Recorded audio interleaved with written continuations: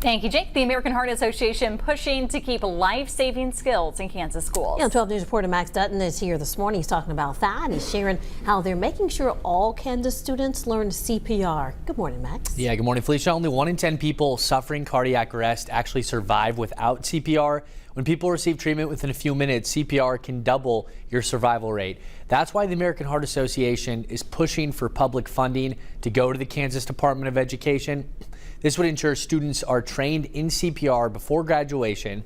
AHA says 70% of those cardiac arrests that happen outside of a hospital happen at home. So by making sure every high schooler in the state gets the proper CPR training they need, there would be more qualified lifesavers in Kansas communities.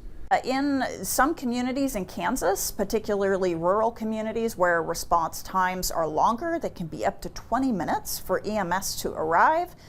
We think it's important for youth to learn this skill. It only takes 1 minute to learn hands-only CPR by watching a video from the American Heart Association. We've linked that video on our 12 News app and website. Just click on the links we mentioned section.